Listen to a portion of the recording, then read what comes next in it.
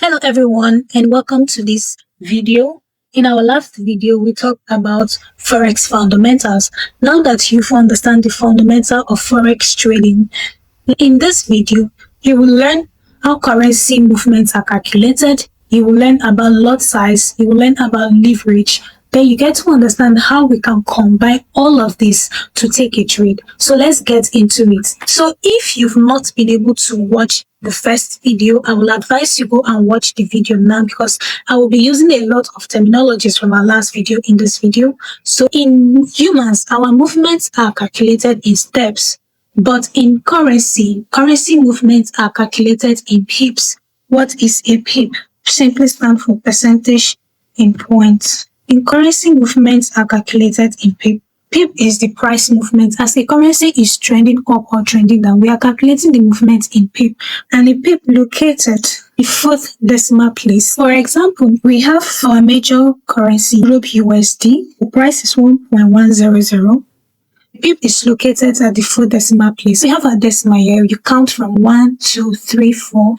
This last decimal place is where a pip is located. For major currencies that have US dollar in them, the pip is located at the fourth decimal place.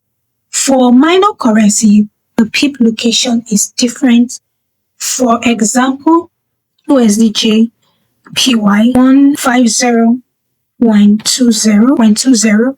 Now for minor pair, the pip is located at the second decimal place. We have a decimal here, we have 1 and 2. So these two decimal place is where our pip is located. For JPY pairs, the pip is located at the second decimal place. Let's get to understand how this pip is calculated. Europe USD, the price for this pair is 1.1000, which means if this 1.100 move to 1.1001, we can say that this pair has moved 1 pip.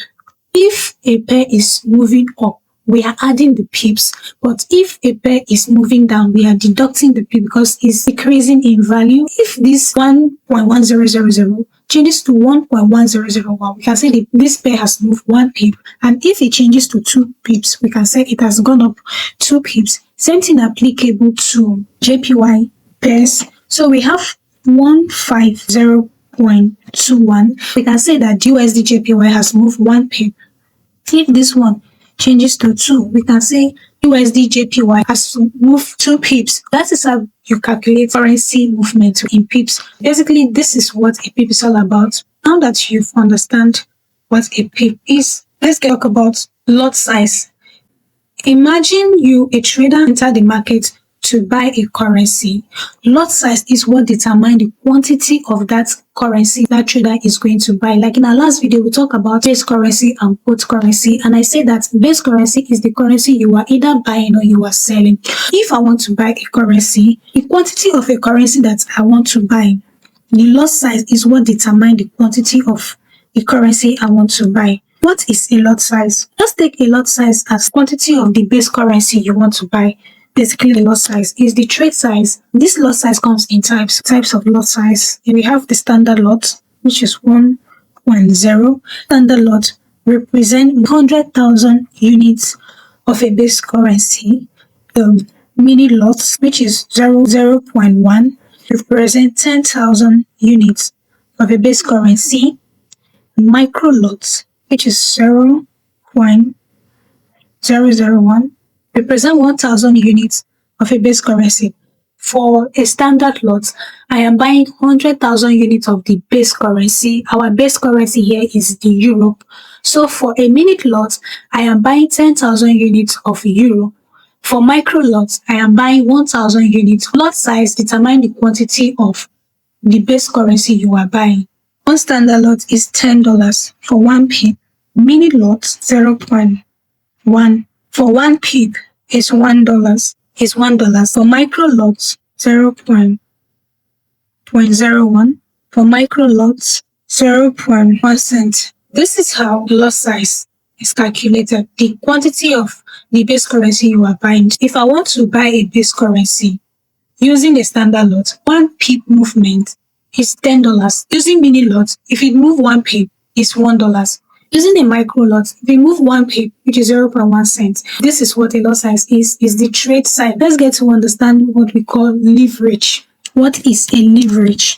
Leverage simply means borrowed money. For a retail trader to be able to enter the financial market, you will need enough capital. And you and I, we don't have such amount of money to enter the market. So forex brokers provide what we call leverage, which means that if you have $100 and you have leverage of 1.50, for every $100 you have in your account is times 50 of your initial account.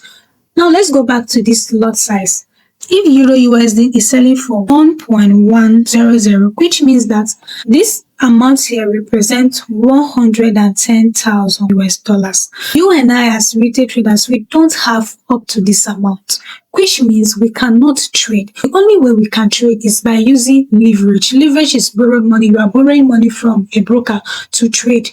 Example, if I have $100 in my account and I am using a leverage of 1:50, $100 times 50, that is 5,000. My initial account is $100, but because I am using a leverage, I have control of $5,000 in the market. With this leverage now, I will be able to take a trade using micro lots, because this $5,000 falls under the micro lot. I can take a trade with this micro lot.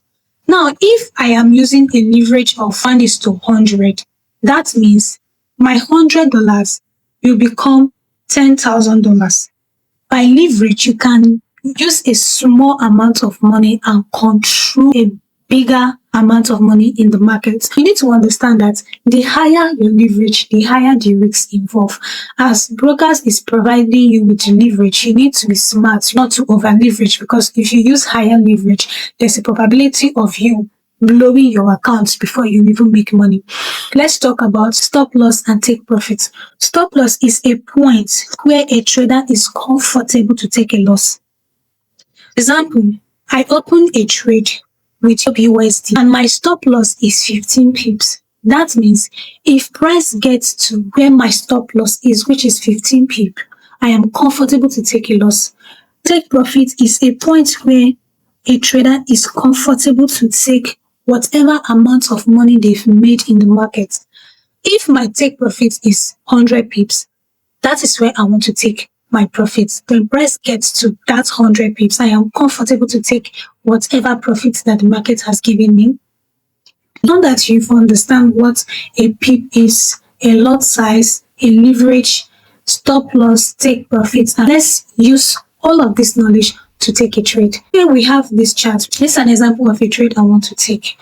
I want to take a buy from here, and I want my stop loss to be here.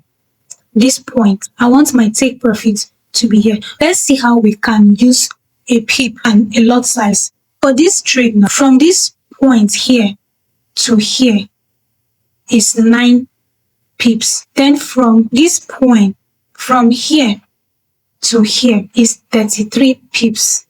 I want to buy GBP USD, buy GBP USD. My stop loss is 9 pips. My take profit is 33 pips.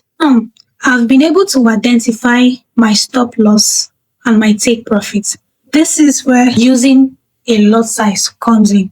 Let's say I have $100 in my trading account. For this trade, if I take a standard lot size, which is 1, which means $10 for a standard lot, I have $100 in my account. I think it's best let's use this one. I have $100. My stop loss is 9 pips. Then my take profit is 33 pips. If I want to use a standard lot, which is 1, 0, and remember I said for one standard lot, a pip value is $10. For a mini lot, pip value is $1. If I take a trade using a standard lot size, which means if this trade goes against me, I'm losing like $90. Then for a minute lot, I am losing just $9. Then for a micro lot, I am losing 0.9 cents. My take profit is 33 pips. If this trade goes in my direction, I am making $330. For a minute lot, I will make $33. Micro lot, I am making $3.3. As you can see, this is the magic of what a lot size can do to a trade, right? You can see that if you use a standard lot, you are making more money. The more money you are making, the higher your risks. This is how you can use lot size and pips to take a trade and also to manage your risks properly. We've come to the end of the stage 2 and the stage 3 in our beginners course. So in our next video, we will talk about chart analysis. Now that you've understand how to take a trade, let's get to understand how you can analyze the charts. See you guys in the next video. And if you don't want to miss the video, you know what to do. Subscribe, turn on the notification bell. So bye for now, and I will see you in our next video.